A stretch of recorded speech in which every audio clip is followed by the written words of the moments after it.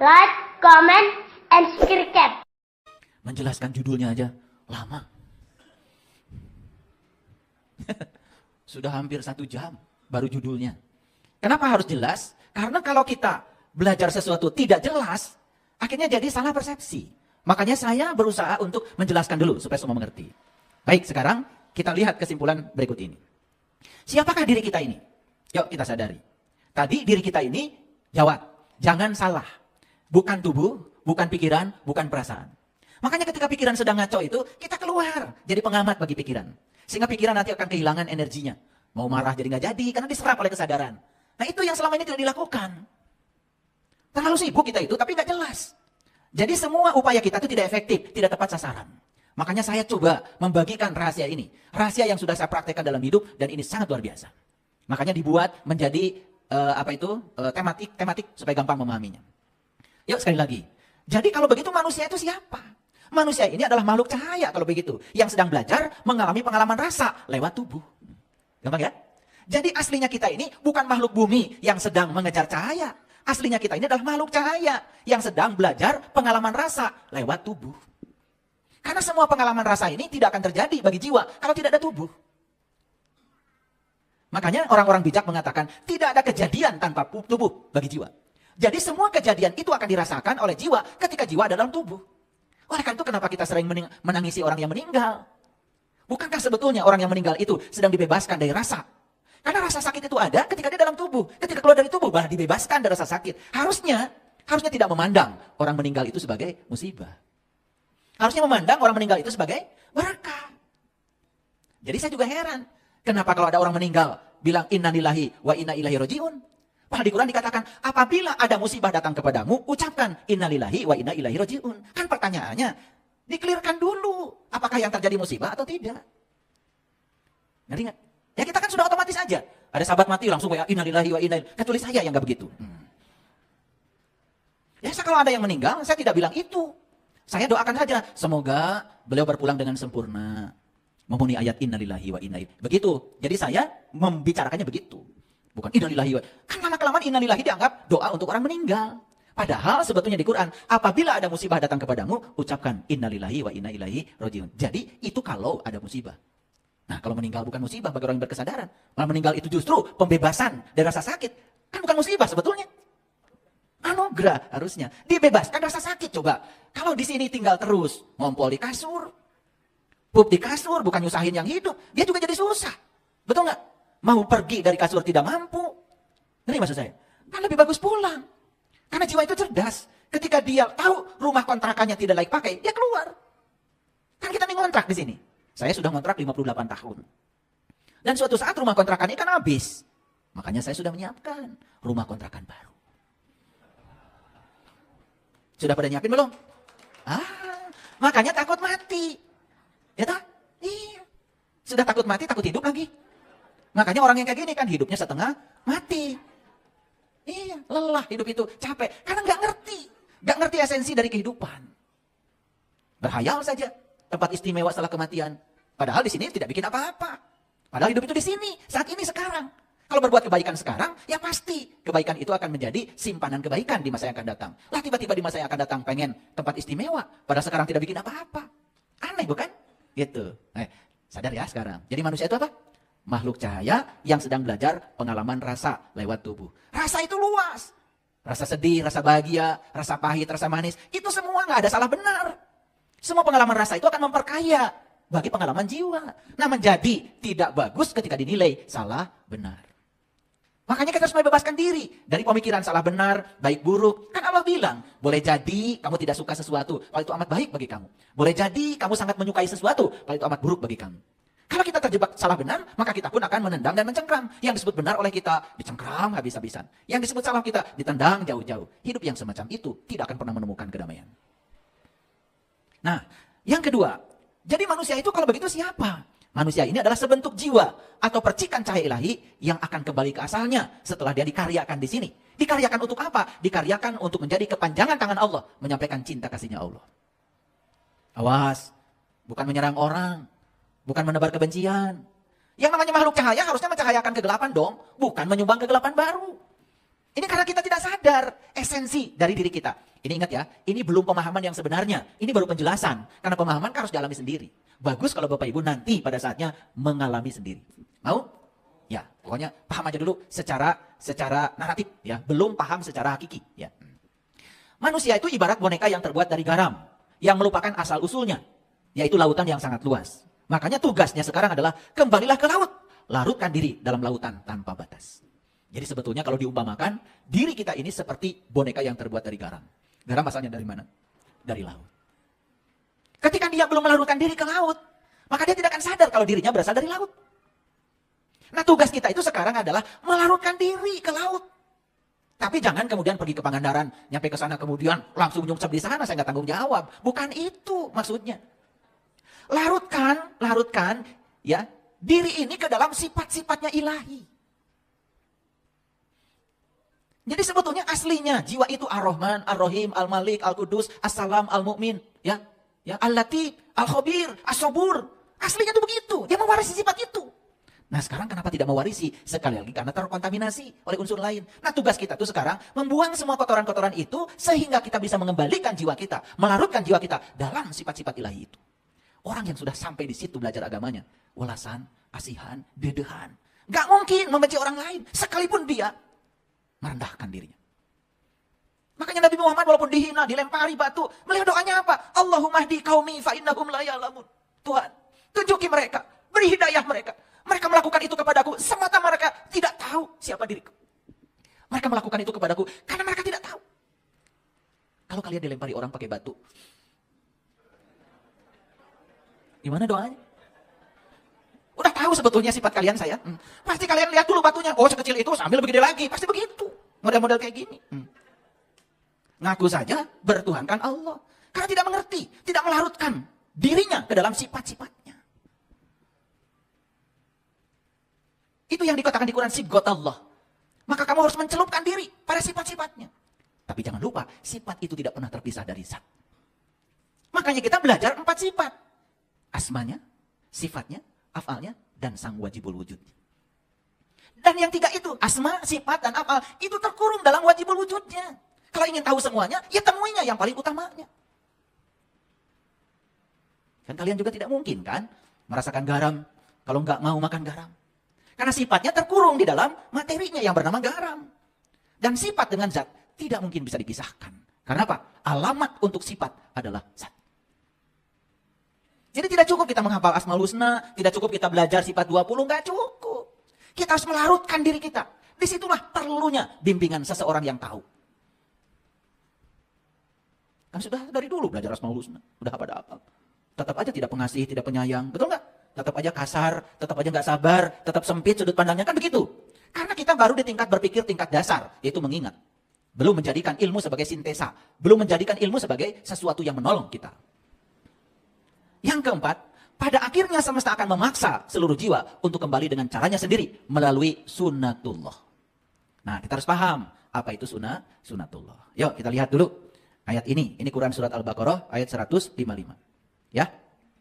Dan sungguh akan kami berikan cobaan kepadamu dengan sedikit ketakutan, kelaparan, kekurangan harta, jiwa dan buah-buahan. Dan berikanlah berita gembira kepada orang-orang yang sabar. Nah, Allah di sini bercerita tentang orang-orang yang sabar. Semua yang diceritakan oleh Allah di sini, semuanya adalah hal yang kita tidak inginkan. Betul? Ibu Dalilah baru beberapa waktu yang lalu ditinggalkan suami. Tapi ada satu pernyataan beliau yang tadi terucap sambil menangis. Saya menjadi kuat. Bukankah suami yang pergi itu adalah cara semesta untuk menyelamatkan jiwanya Ibu Dalilah? Terus apa kabar? Kenapa kalian berduka cita? Kan suka begitu kalian tuh kalau bikin WA. Turut berduka cita. Orang sudah sedih kalian malah turut. Jadi aneh gitu. Cuman karena kita ini sudah latah. Ya, sudah latah. Kalau udah meninggalkan langsung turut berduka cita. Innalillahi wa inna ilaihi raji'un. Kan begitu. Harusnya kan kalian datang membahagiakan. Memberikan pengarahan. Seperti yang saya sampaikan. Ibu menjadi hebat. Ibu disuruh mandiri sama Allah. Jiwa ibu sedang dikembalikan kepada asalnya. Karena jiwa itu asalnya mandiri. Dan jiwa selama ini membangun kemelekatan. Dipisahkan tempat bergantungnya. Dipanggil oleh Allah. Bagi suami Ibu Dalilah itu yang terbaik. Bagi Ibu Dalilah itu yang terbaik. Apa kabar? Di mana letak kesalahannya? Bukankah itu cara semesta menyelamatkan jiwa? Yang pergi diselamatkan jiwanya, yang ditinggal diselamatkan jiwanya. Cuman karena manusia berpikir berdasarkan pikiran gelapnya. Dan menganggap kematian itu sebagai musibah. Sejak kita datang ke sini diajarkan lingkungan seperti itu. Dan kita menganggap itu hal buruk. Lalu turut berduka cita. Kayak yang benar kalian itu. Makanya coba ya kalau ikut WA group itu. Ada yang warasnya gitu 1-2 gitu di situ.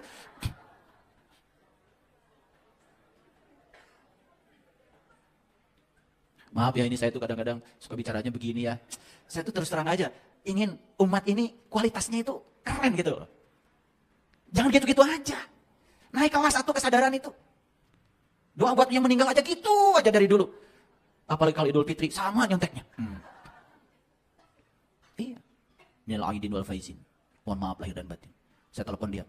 Minal aidin wal faizin itu artinya apa? Ya itu Pak, katanya mohon maaf lahir dan batin. Loh! Itulah bahayanya belajar agama di kartu lebaran. Padahal itu kan doa. Minal aidin wal faizin, semoga Anda termasuk orang yang kembali dan boleh kemenangan. Harusnya amin. Bukan sami-sami. Itu nusari pang tarik nata. Tara mikir. Punten ya Bu ya. Ini terpaksa harus disampaikan ya. Kenapa? Kita itu, aduh, dari lebaran ke lebaran, dari saum ke saum itu. Gak ada yang baru. Sampai kue aja, itu aja. Yang lebih lucu lagi masalah ya. Masalah di tahun ke tahun pun tidak berubah. Itu masalah, itu aja. Selalu ketemu si A itu. Si A itu tuh. Ya. Pasti kalau ketemu saya, masalahnya itu. Gak kreatif, masalah aja masih itu aja. Ini ada kabar gembira nih. Coba perhatikan ayat ini. Ya. Dan sungguh kami akan berikan kepadamu cobaan. Sedikit ketakutan, kelaparan, kekurangan harta, jiwa, dan buah-buahan. Dan berikanlah berita gembira kepada orang-orang yang sabar. Siapa orang yang sabar? Jangan buru-buru didefinisikan sendiri. Tanya Al-Quran. Karena setiap ada kata yang tidak dimengerti, pasti ada penjelasan di ayat berikutnya. Nah, di ayat selanjutnya, orang yang sabar itu, kata Allah, allazina idza asobathum musibah, qalu inna lillahi wa inna ilaihi rajiun. Orang yang sabar itu adalah orang yang apabila ditimpa musibah, mereka mengucapkan inna lillahi wa inna ilaihi rajiun. Saya tanya dulu, mengerti belum? Mengerti belum? Jangan pakai insya Allah. Insya Allah itu sebetulnya keren awalnya. Insya Allah itu artinya, ya saya akan melakukan. Tapi di Indonesia insya Allah sudah terdistorsi. Insya Allah itu sebetulnya jawaban yang kelihatannya seperti soleh, padahal sudah ada niat, tidak akan melakukannya. Kita sudah menurunkan derajat makna dari kata insya Allah. Makanya saya tidak suka menyebut wanita. Karena dalam etimologi bahasa, wanita itu artinya sesuatu yang menggiurkan dari bahasa Itali. Saya sukanya perempuan, asli bahasa Indonesia. Empuknya yang dipertuan. Orang yang layak untuk dihormati, dihargai.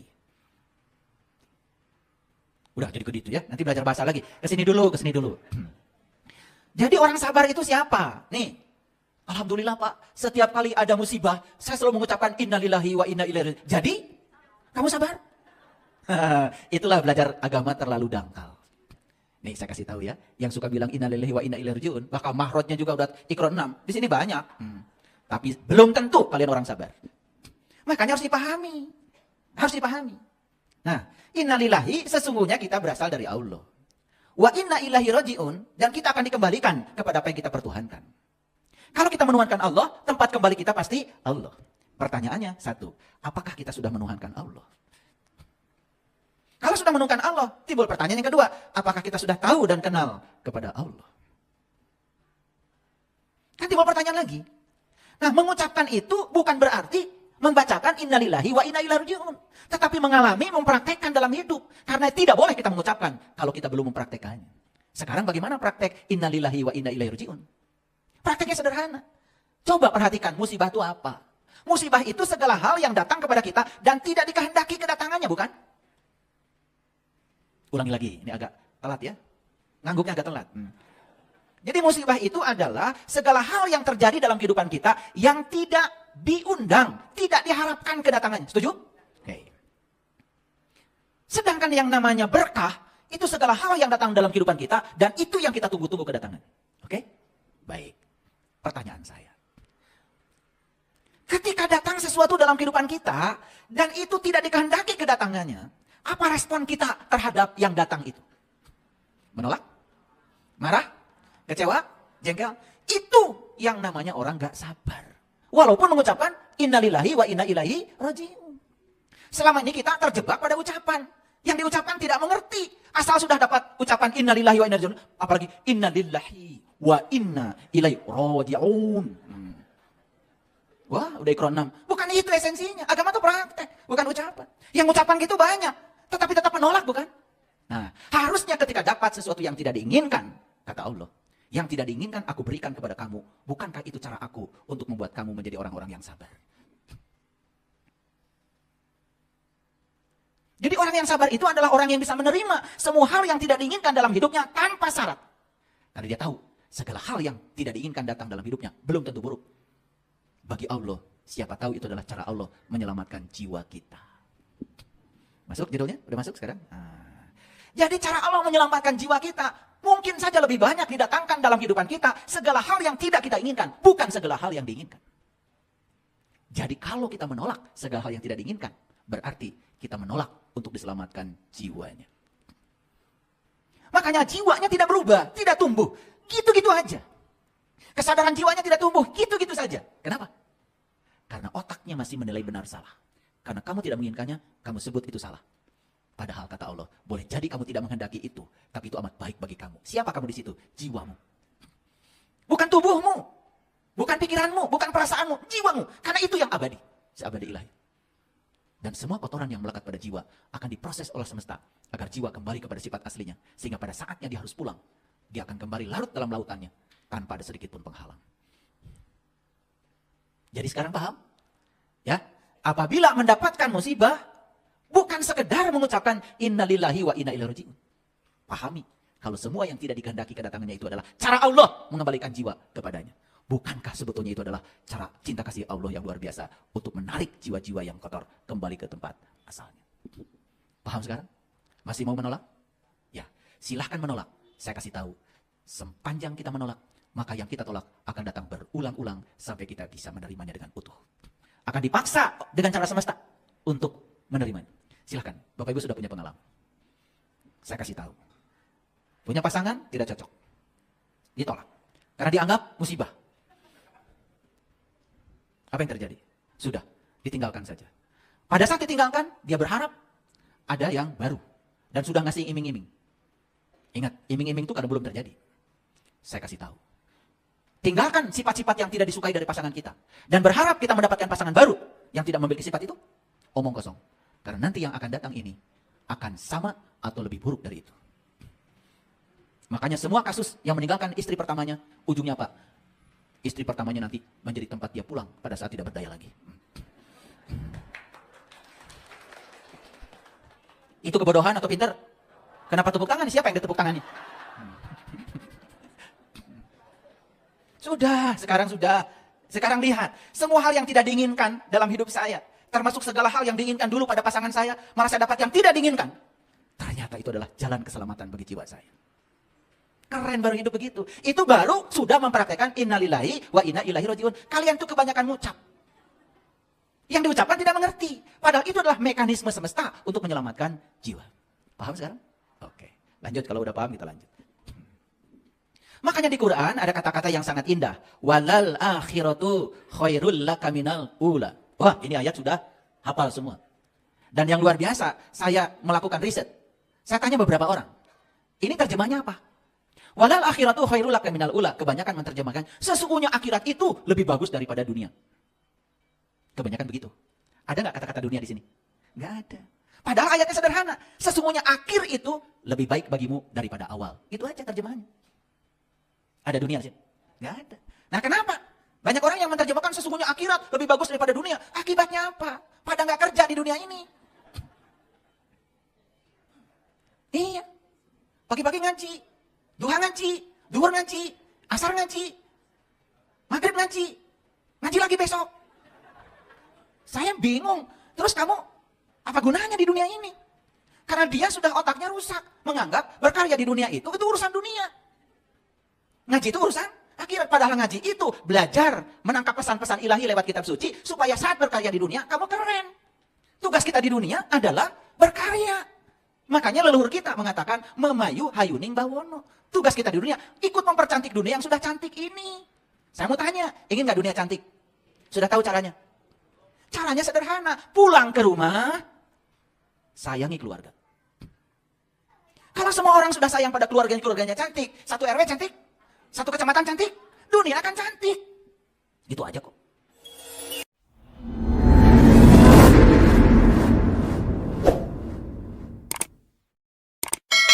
Jangan lupa like, comment, and subscribe.